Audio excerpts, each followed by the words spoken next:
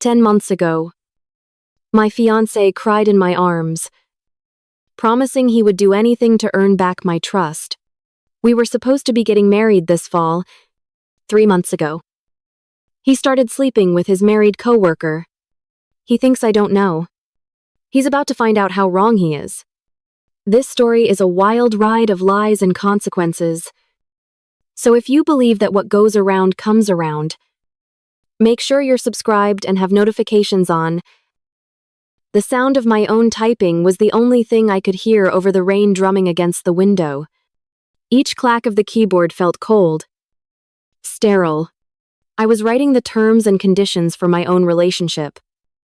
Like a corporate lawyer drawing up a contract for a hostile merger. It was absurd. 6 years together. A ring on my finger. And it had come to this. The document was titled, Our Path Forward. I felt a bitter laugh catch in my throat. It felt more like a list of parole conditions. Rule 1. No contact. Of any kind. With Sophia, this includes social media, text, phone calls, and in person at family events. If you know she will be somewhere, you will not attend. Rule 2. Full and unrestricted access to your phone, email, and social media accounts at all times. All passwords will be shared. Rule 3. If you are going out with friends, you must be home by 1 a.m. No exceptions. Rule 4. No one-on-one hangouts with other women. The list went on. Each rule was a scar. A reminder of a specific lie. A specific betrayal. My fingers paused over the keys. Just a few years ago, the only lists we made were grocery lists scribbled on the back of an envelope. Or lists of places we wanted to travel to together. Paris, Tokyo, the Amalfi Coast. Now, our world had shrunk to the 4 corners of this miserable Word document. I remembered the first time, the one with Sophia, a so-called friend of the family. The discovery hadn't been a dramatic confrontation. It was quiet. A trace of a perfume that wasn't mine lingering on his jacket. A pattern of late nights at the office that didn't quite add up. When I finally asked him, the truth didn't come out in a flood, but in a slow, agonizing trickle of reluctant admissions. The memory still felt like a physical weight in my chest. A permanent heaviness I'd learned to carry. We broke up for a few months then. And in that lonely silence, I convinced myself it was a one-time, stupid mistake. When he begged me to come back, I did. I thought we had healed. Then, just last month, I found out he had reached out to her again. Just to see how she was doing. He'd said. Just to get closure. The excuse was so flimsy it was insulting. And that's what led to this. The contract. The rules. The last-ditch effort to salvage something from the wreckage. He walked into the room then. His footsteps soft on the hardwood floor. Ethan had a way of moving quietly. Almost cautiously. A habit he'd picked up since being caught. He stood behind my chair, resting his hands on my shoulders. His touch felt hesitant. Foreign is a parnes eine various tartises. How's it coming? He asked. His voice low. I didn't turn around. I just stared at the glowing screen. It's done. He was quiet for a moment, reading the words over my shoulder. I felt his fingers tighten slightly on my shoulders. A sigh escaped his lips. Heavy and theatrical. He walked around the desk and knelt in front of me, taking my hands in his. His eyes, the same warm brown eyes I had fallen in love with, were filled with tears. Clara? Honey, I know I deserve this. I deserve all of it. He whispered. I'll do anything. I'll follow every rule. I'll spend the rest of my life earning back your trust. I promise. I looked at him. Really looked at him. The tears were real. They streamed down his cheeks. But something in his expression felt practiced. It wasn't the raw, shattered look of a man truly broken by his own actions. It was the polished grief of a performer. I pulled my hands away gently. I hope so. Ethan, I said. My voice was flat, devoid of the emotion churning inside me. Because this is it. There are no more chances after this. The first few weeks were strange. It was like living in a museum exhibit of our old life. We moved through our days with a forced, fragile politeness. Ethan was a model of compliance. He'd leave his phone face up on the kitchen counter when he got home. He'd text me pictures of who he was with if he went out for a beer with his buddies. He was home every night before midnight. On the surface, it was working. He was following the rules. But the warmth was gone. The easy laughter, the spontaneous hugs, the comfortable silences, they were all replaced by a tense, watchful quiet. We were two people sharing a space, not a life. About a month into our new arrangement, he started talking about a new coworker, Olivia. You won't believe what Olivia did in the sales meeting today, he'd say over dinner.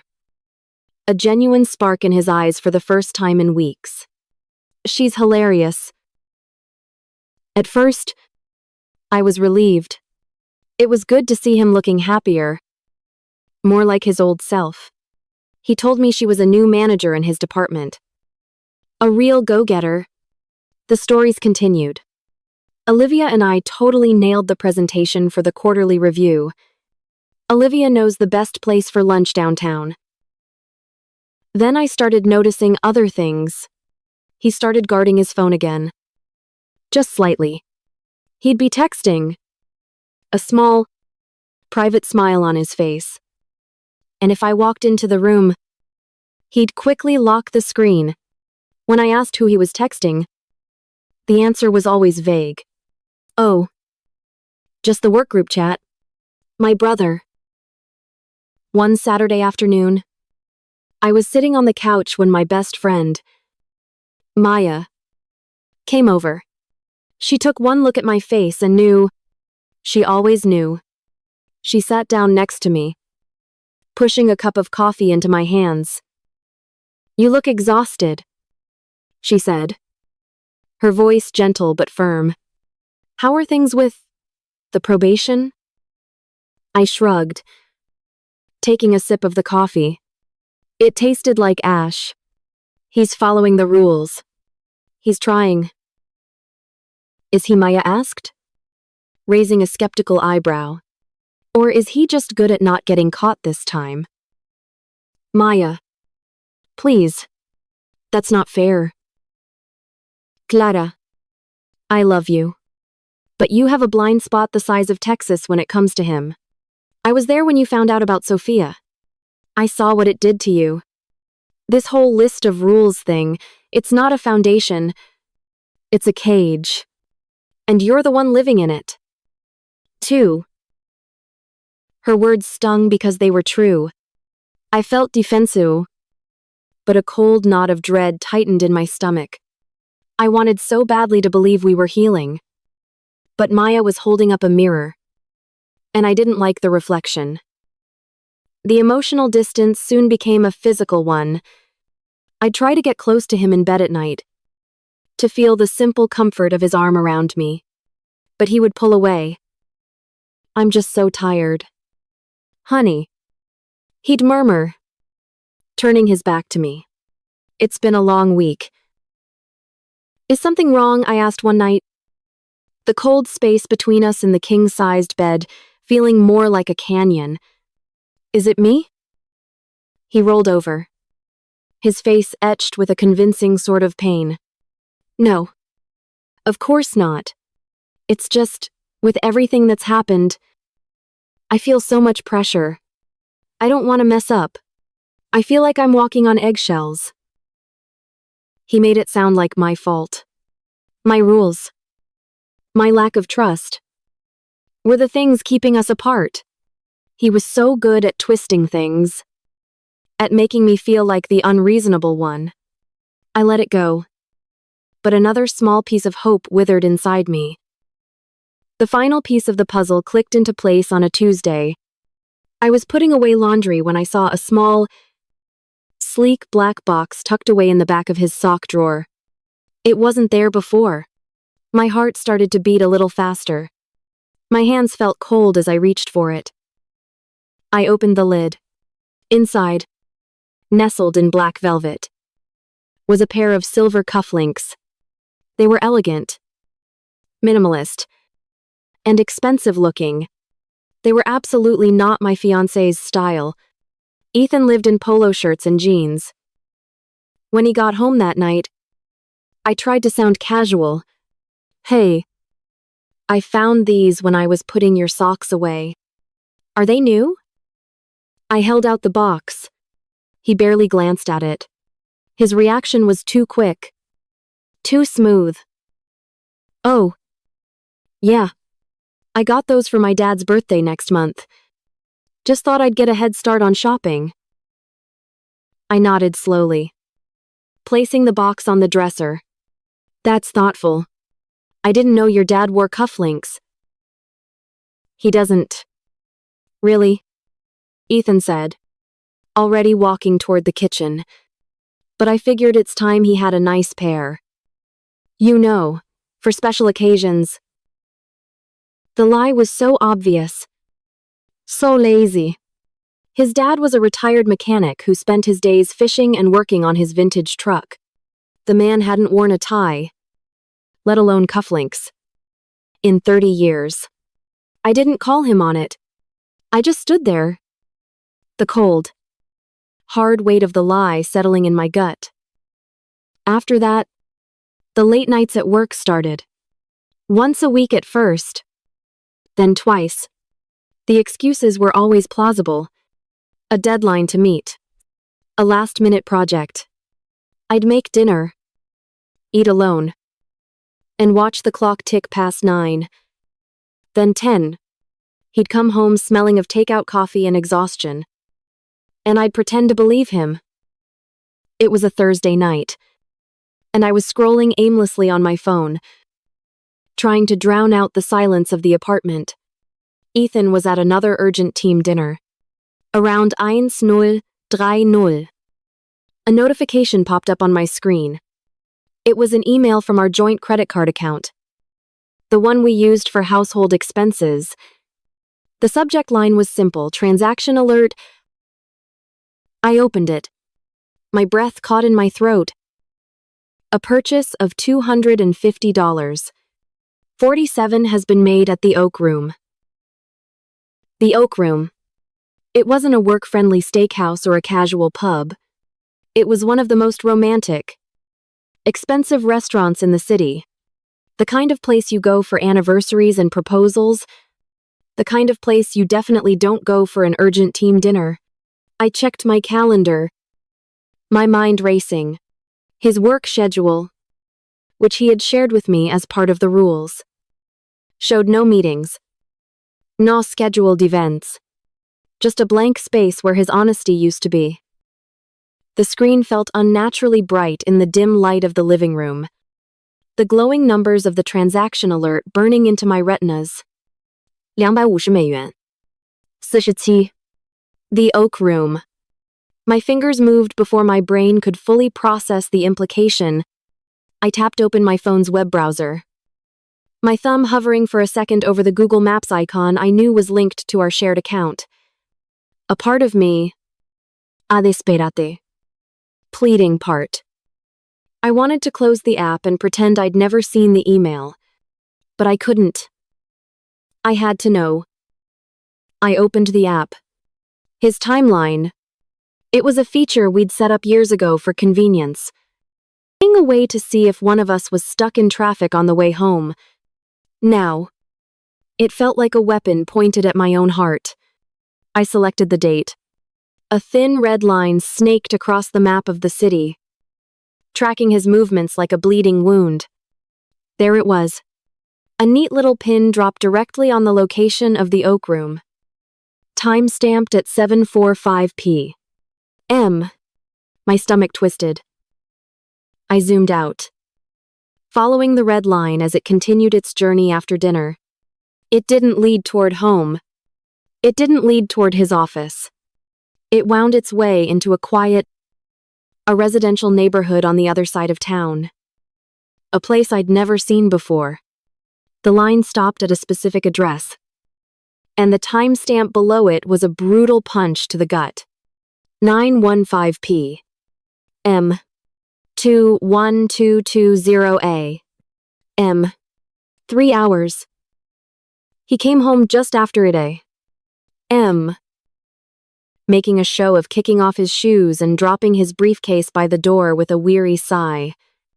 I was sitting on the couch, the television on but muted, the flickering images of a cooking show dancing meaninglessly in the periphery.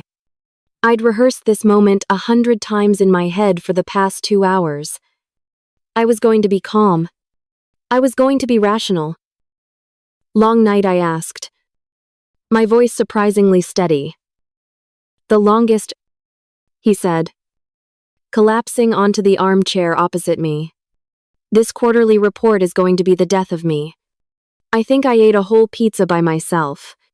He rubbed his eyes. The perfect picture of an overworked fiancé. There it was. The lie. So effortless. So casual. That's funny, I said, keeping my eyes on the muted television, because our credit card statement says you spent $250 at the Oak Room tonight. The silence that followed was heavy and suffocating. I watched his reflection in the dark screen of the television. His posture stiffened. He sat up a little straighter. When he finally spoke, his voice was smooth, laced with a faint, wounded indignation. Oh. That. Yeah. A few of us from the team went out. The client was in town. A last-minute thing. I paid for the table. I'll get it reimbursed. Don't worry. Every word was perfectly placed. He had an answer for everything. It was a performance so polished, so detailed, that for a split second, I almost believed him. I almost let myself believe the comforting lie over the jagged, painful truth. Which client, I asked. The new tech firm. From San Jose? He said without skipping a beat. Mark and Jessica from accounting were there. It was a whole thing. Honestly. Honey, I'm too tired to get into it right now. He was already shutting me down, painting me as the suspicious, nagging fiancé for even asking. I saw the whole strategy laid out before me.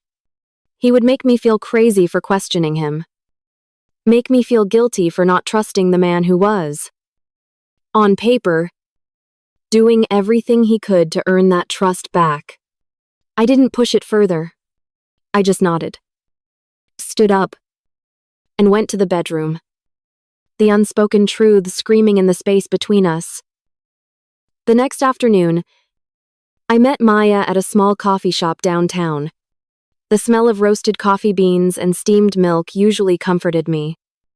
But today it just made me feel nauseous. I slid my phone across the table. The map with the damning red line still on the screen. Maya looked at it. Then at the screenshot of the credit card alert. Her face, usually so expressive and quick to laugh, settled into a hard, grim line. So, what was his story, she asked, her voice low. I recounted the tale of the last-minute client dinner, the conveniently named colleagues, the feigned exhaustion. I heard myself telling it, and the words sounded pathetic, like I was the fool who had bought the whole act. Maya listened patiently. Het finger stiepel onder haar shin. When I was done, she took a long sip of her latte. Clara, she said, her voice dangerously calm. I am going to say this as your best friend. And I need you to hear me. Stop making excuses for him. Stop trying to find a version of his story that makes sense. He is lying to you. Openly. Brazenly. He thinks you're so scared of losing him that you'll swallow any garbage he feeds you. But he's been following the rules. Maya. The curfew. The phone. That's not good behavior. That's a performance, she cut in, her voice rising slightly. People at the next table glanced over.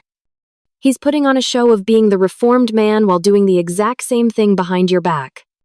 It's not just lying, it's disrespect. He's insulting your intelligence. I just stared into my cup, the dark liquid reflecting my own tired face. I knew she was right. Every cell in my body knew she was right. But admitting it felt like giving up, like letting the last 6 years of my life just dissolve into nothing. That night, I lay in bed, awake. Long after Ethan's breathing had evened out into the steady rhythm of sleep, I stared at the ceiling, the faint glow of a streetlight painting a pale rectangle on the plaster. I watched him sleep. This man who was a stranger to me. The anger had subsided, replaced by a profound, chilling clarity. This wasn't about saving us anymore.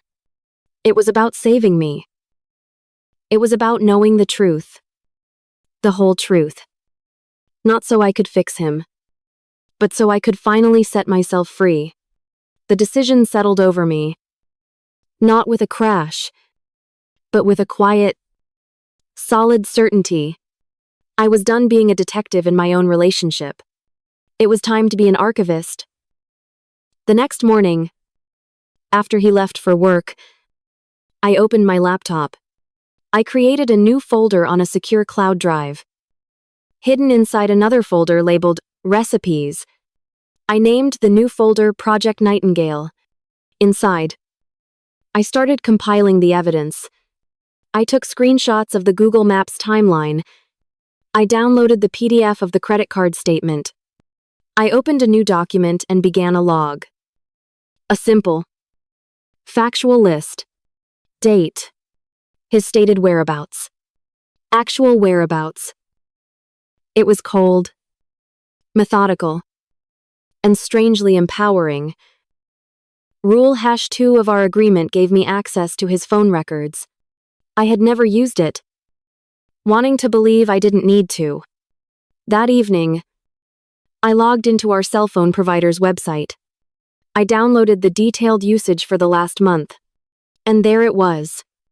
One number. Over and over again. Late-night calls. Sometimes lasting over an hour. A flurry of texts every single day. The number wasn't saved in his phone under a contact name. It was just a number. My fingers trembled as I typed the digits into a reverse phone number lookup site. I hit enter. The screen loaded. A name appeared. Olivia Chen. My blood ran cold. Olivia. The hilarious new manager. The one he nailed the presentation with. I opened a new tab and typed her name into the Facebook search bar. Her profile was public. The first picture was of her and a handsome, smiling man. Their arms wrapped around each other on a beach. Her wedding photo. The caption read, 3 years with my amazing husband, Daniel. Here's to a lifetime more. I felt sick. I slammed the laptop shut, pushing it away as if it were contaminated. He wasn't just cheating on me. He was cheating with a married woman. The complexity of the deceit, the layers upon layers of lies to 2 different families. 2 different partners, it was staggering. As if on cue, my phone rang. The screen lit up with a picture of Ethan's mom, smiling warmly. I almost let it go to voicemail. but I knew that would only prompt more questions. I took a deep breath, trying to compose my voice. "Hi, Carol," I said, forcing a cheerfulness I didn't feel. "Clara. Sweetie, I was just calling to see how you were. And to ask if you'd had any more thoughts on wedding venues. Your father-in-law and I saw the most beautiful place up in the wine country." I closed my eyes, pressing my fingers to my temple. I listened to her talk excitedly about floral arrangements and catering options. And with each word, I felt like a bigger fraud. I made non-committal noises, promising to look at the website she sent. I felt like I was living in a split screen. On one side, the happy bride to be planning her future. On the other, a woman archiving the evidence that would blow that future to pieces. A plan began to form in my mind, cold and sharp. That weekend, I told him I needed to go home to visit my parents. "Oh, yeah. Is everything okay?" he asked, looking up from his laptop. "Everything's fine," I said, folding a few sweaters into an overnight bag. "My mom just needs some help with a few things around the house. I'll probably be gone until Sunday afternoon." "Okay. Honey, drive safe," he said, his eyes already back on his screen. There was no sadness. No "I'll miss you." Just a casual, easy acceptance. It was exactly the reaction I had expected. But I didn't drive home to my parents. I drove to Maya's apartment across town. I spent Friday night on her couch, watching bad movies and trying not to think. On Saturday, we went for a long hike. The crisp autumn air feeling good in my lungs. I told her my plan, and she just nodded, her expression grim but supportive. That night, my heart pounding in my chest, I got back in my car. It was just after 9 p.m. I drove slowly, my GPS directing me to the address I had memorized from Google Maps, the one where he had spent 3 hours after his team dinner. It was a nice street, lined with manicured lawns and cozy-looking 2-story houses. I found the house number and pulled over to the curb a little way down the street, cutting my headlights. And there it was, parked right in the driveway, gleaming under the porch light, was Ethan's silver sedan, his car. At her house, I stared, unable to move. The living room lights were on, casting a warm, inviting glow. Through the large picture window, I could see 2 figures moving inside, a man and a woman. They were laughing. He put his arm around her, and she leaned her head on his shoulder. It was so casual, so domestic, so intimate. The world around me seemed to fade away. The sound of the rain starting to patter on my windshield, the hum of my car's engine, the pounding in my own ears, it all went silent. There was only the image in front of me, burning itself into my memory. The final, undeniable, soul-crushing proof. I don't know how long I sat there, parked in the darkness, watching the rain trace paths down my windshield. 10 minutes, 20, an hour. Time seemed to warp and dissolve, leaving only the image of their 2 silhouettes in the warm/crater. Glowing window. It was a scene of comfortable domesticity, a stolen snapshot from a life that wasn't theirs to live. And in that moment, something inside me didn't just break, it calcified. The searing pain, the nausea. In the desperate hope that I was somehow wrong, it all receded, replaced by a profound and chilling calm. The grief was still there, a cold, heavy stone in my gut, but the indecision was gone. I knew, with absolute certainty, what I had to do. The drive home was quiet, I didn't cry. I didn't turn on the radio. I just drove. My hands steady on the wheel. My eyes focused on the wet ribbon of asphalt illuminated by my headlights. When I walked back into our apartment, the silence felt different. It was no longer the tense, watchful quiet of a relationship on life support. It was the empty, hollow quiet of a tomb. I went to bed, slid under the covers, and feigned sleep when Ethan finally came home. His clothes smelling faintly of a perfume that wasn't mine. He whispered a quiet, "Hey, you're back." Into the darkness. But I didn't answer. I just lay there, my back to him, my eyes wide open, planning. The next morning, I was up before him. I made coffee.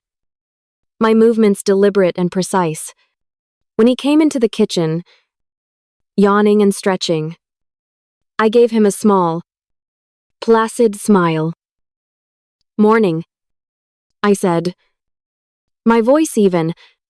I was thinking, "Your mom called the other day about that engagement party. We keep putting it off. But life's too short. I think we should just do it. A small, intimate thing. Just our parents and a few close friends. Maybe next weekend." He blinked. Surprised. A slow, pleased smile spread across his face. He saw this as a sign of capitulation, a final acceptance of his lies. He thought I was finally ready to move on, to sweep everything under the rug and play the happy fiancé. It was exactly what I wanted him to think. "Yeah, you really want to?" he asked, coming over to wrap his arms around my waist. I didn't flinch. I let him pull me against him, my body rigid. "That's great. Honey, that's a fantastic idea. I'll call my folks today. I'll call mine, too," I said, patting his arm before gently pulling away. "It'll be fun." The week that followed was a masterclass in deception.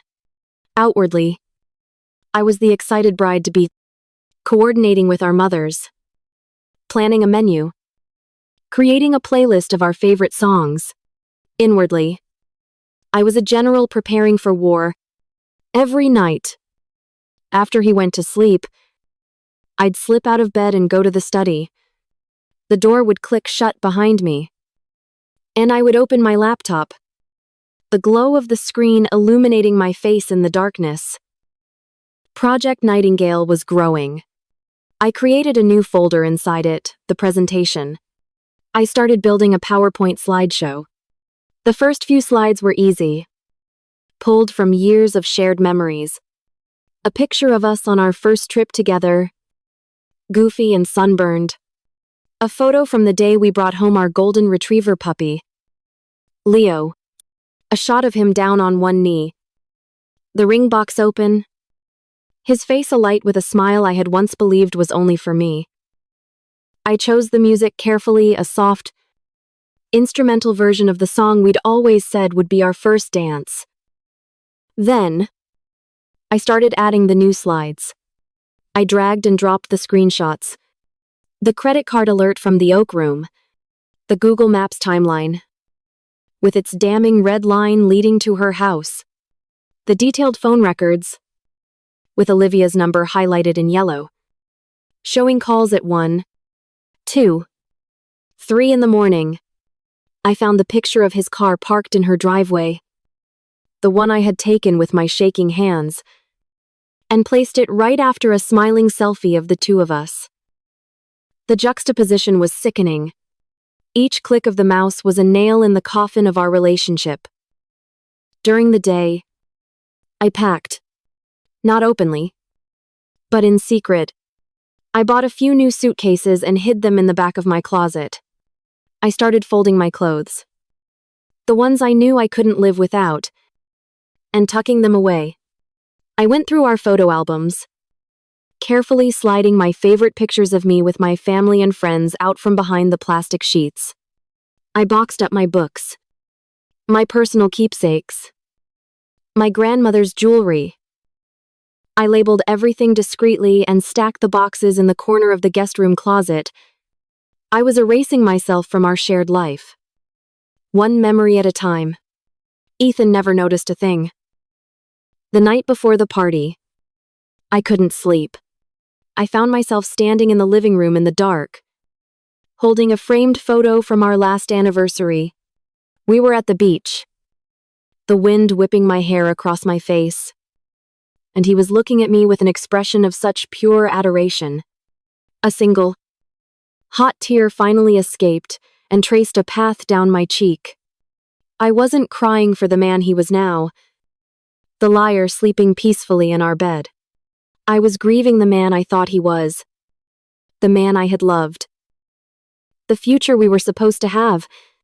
I allowed myself that one tear, that one moment of weakness, then I wiped it away, placed the photo face down on the table, and went back to my preparations. The time for sorrow was over. It was time for consequences. The party was exactly as I had pictured it. Our small apartment was filled with the warm buzz of conversation and laughter. Our parents were mingling, his dad telling one of his long, rambling stories, my mom showing Carol pictures of her garden on her phone. Maya was there, a silent, steady presence by my side, her hand squeezing my arm every so often in a show of support. Ethan was in his element. He was the charming host, the doting fiancé, moving through the room with a glass of champagne, a hand on my back, a quick kiss on my temple. He was radiant, completely oblivious to the guillotine hanging over his head. He looked at me, his eyes shining. "See," he whispered in my ear. "This was a great idea. Everything's finally getting back to normal." I just smiled at him. A serene, empty smile. "I'm so glad you're happy, honey." After an hour, when everyone had eaten and the champagne had been flowing freely, I picked up a glass and gently tapped it with a fork. The chatter subsided. All eyes turned to me. "Hi, everyone," I began, my voice clear and steady. "Thank you all so much for coming. It means the world to us to have our families here together." I smiled at Ethan, who beamed back at me, squeezing my hand. "Ethan and we've been through a lot this past year. We've had our challenges, but we've worked through them, and I feel like we're stronger than ever. In honor of that, I put together a little something, a slideshow of some of our favorite memories." A chorus of ahs went through the room. Ethan's mom dabbed her eye with a napkin. I picked up the remote for the television. "I hope you enjoy it." I pressed play. The soft, instrumental music began to fill the room as the first picture appeared on the large screen US on that first trip. The slides progressed. A curated highlight reel of our love story. Laughter. Smiles. Holidays. Milestones. Everyone was captivated. Ethan had his arm around me, rubbing my shoulder, whispering little comments about the photos. "Oh man. Remember that day? You look so beautiful there." The slideshow reached the picture of his proposal. The music swelled. The slide faded to black. And then, the music cut out abruptly. The silence was sudden and absolute. The next slide appeared on the screen. It wasn't a photo. It was the screenshot of the credit card statement from the Oak Room.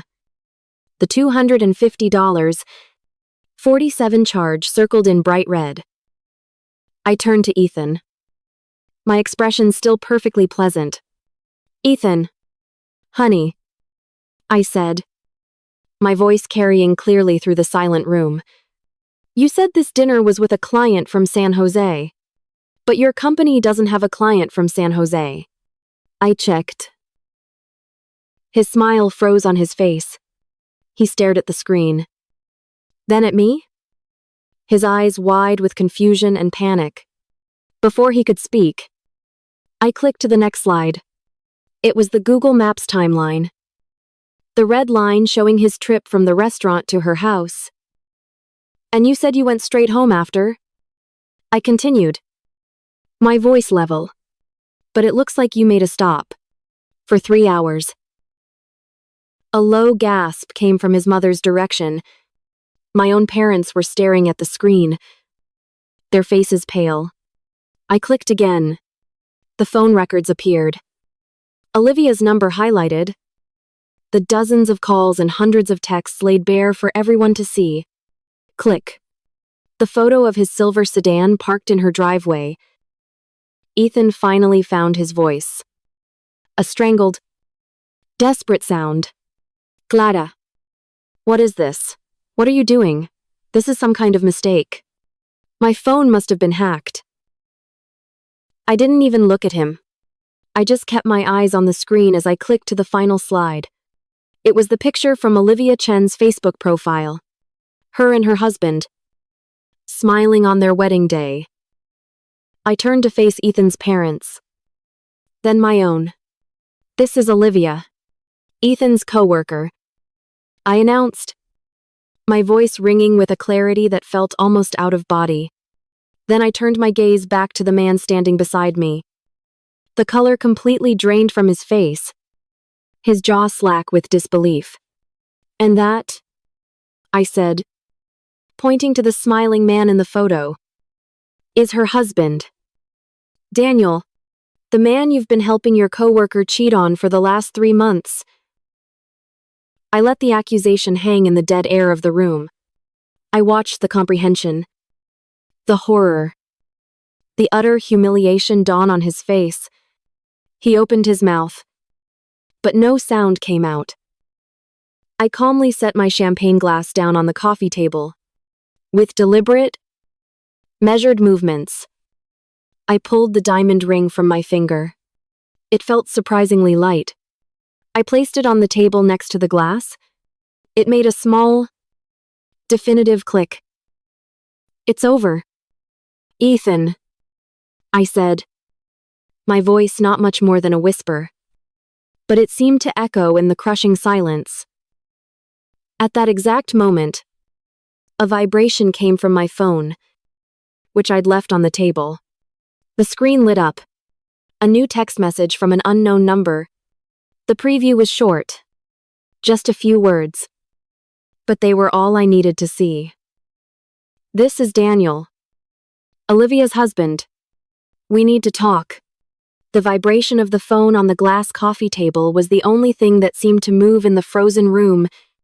It was a small, insistent buzz that cut through the crushing silence. A signal from a world outside the wreckage of our living room. I saw the preview on the screen, Daniel's name glowing like an epitaph. For a moment, no one breathed. Then, the spell broke. Ethan's mother made a sound. A sharp, wounded intake of breath. My dad took a half step toward me, his face a mask of concern and fury. Ethan finally managed to make a sound. It wasn't a word. Just a strangled croak of denial.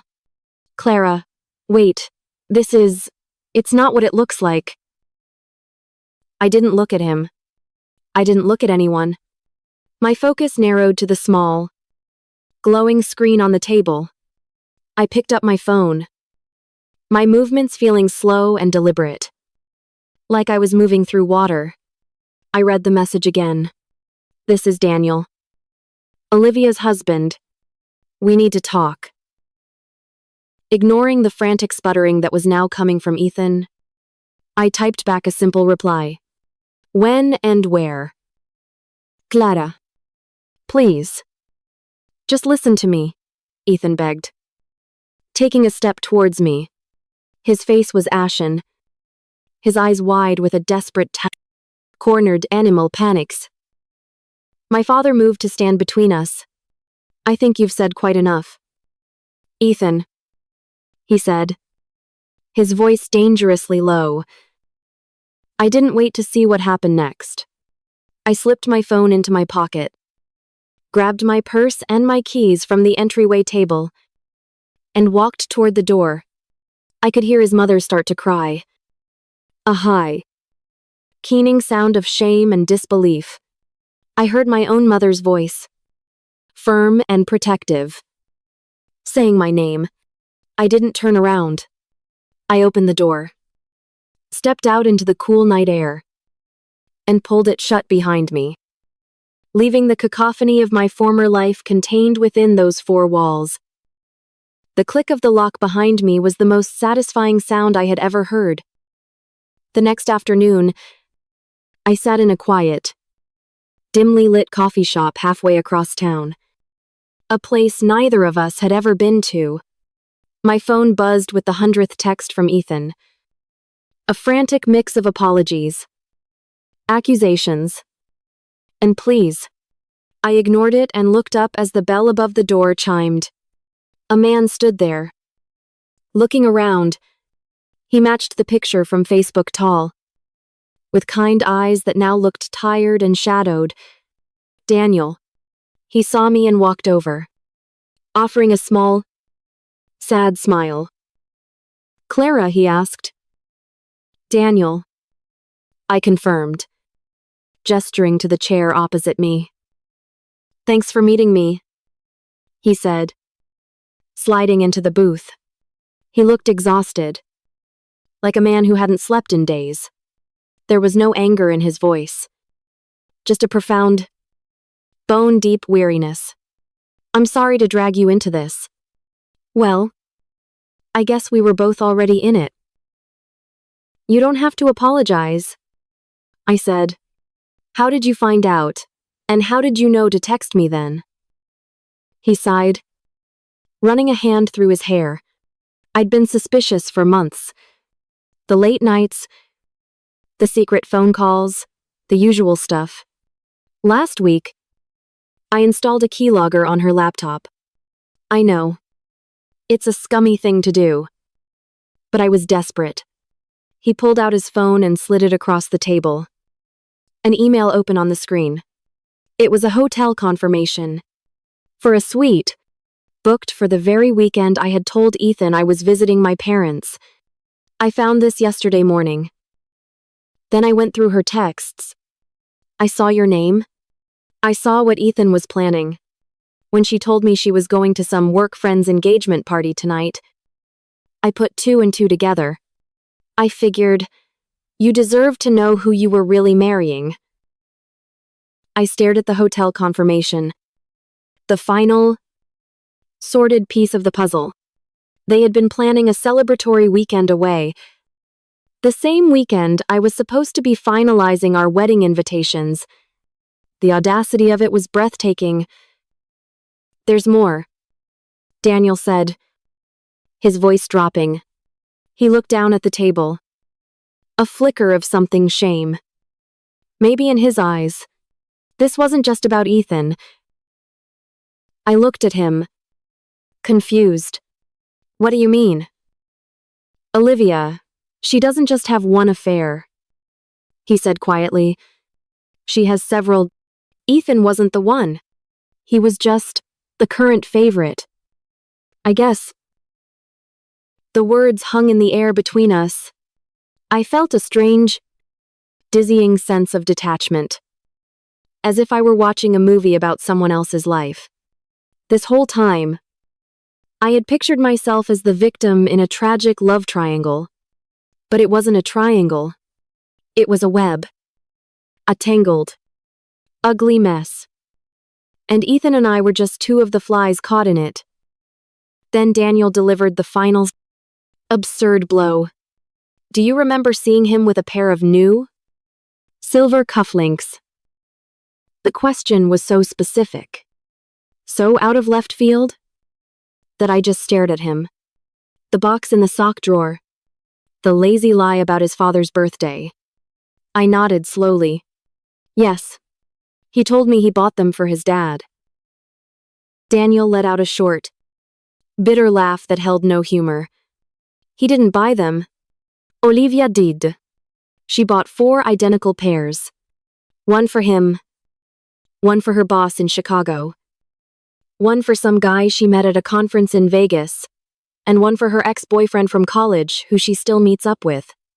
He shook his head in disbelief. I found the receipt from the jewelry store in her car. 4 pairs of the same damn cufflinks. She gave them out like party favors. And then, something inside me snapped. It started as a small tremor in my chest. A bubble of hysteria. I pressed my lips together, trying to hold it in, but it was no use. A sound escaped me, a choked, incredulous snort. Then another, and suddenly, I was laughing. It wasn't a happy laugh. It was the wild, unhinged, liberating laughter of pure, unadulterated absurdity. I laughed until tears streamed down my face, until my stomach ached. I was laughing at the sheer, farcical stupidity of it all. I had been grieving a great love, a profound betrayal, but I hadn't been replaced by the love of his life. He had thrown away 6 years, a home, a future. For a woman who thought of him as just one of 4 guys she could give a cheap pair of cufflinks to, he wasn't a tragic figure. He was a cliché, a punchline, and in that moment, all his power over me evaporated. He couldn't hurt me anymore. The aftermath came in waves, mostly through texts from Maya, Ethan's parents. Utterly mortified, had apparently told him to pack a bag and leave their house after he showed up on their doorstep. He had tried calling Olivia over and over, only to find his number had been blocked. Daniel had filed for divorce the morning after I met with him, and the news had apparently spread through their workplace like wildfire. Olivia's carefully curated image as a corporate powerhouse was shattered, replaced by the sordid reality of her actions. Ethan, I heard, had been fired a week later for unprofessional conduct. He had lost everything: his fiancée, his mistress, his job, and the respect of his family, all in the span of a few days. I spent the next week methodically dismantling the life we had built. I packed the rest of my belongings. The boxes I had prepared now, joined by others filled with the remnants of our shared existence. The kitchen gadgets we'd received at our bridal shower. The books that lined our shelves. Each object was a memory I had to touch and then put away. Maya was there. A constant, steady presence. Making sure I ate, helping me tape up boxes, and letting me be silent when I needed to be. The last thing I packed was the framed photo from our anniversary, the one I had left face down on the table. I looked at the smiling faces for a long moment. Then I slid the picture out of the frame, tore it neatly in half, and dropped it into the trash. When the apartment was finally empty, a hollow, echoing space that held no trace of me, I left my key on the clean kitchen counter. As I walked out and closed the door for the last time, I didn't feel sadness. I felt light. I didn't hate Ethan anymore. In the end, I just felt pity for him. He had been so desperate for something more, something exciting, that he had failed to see the value in what he already had.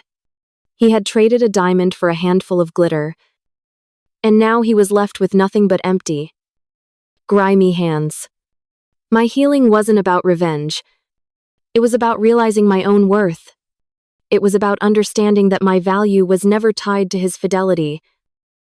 It was about knowing that I deserved a love that was honest and whole, not something I had to police with a list of rules. I had tried to build a foundation on fractured ground, and it was only when the whole structure came crashing down that I was finally able to walk away and find solid earth again. 6 months later, I was sitting on a park bench, the warm spring sun on my face.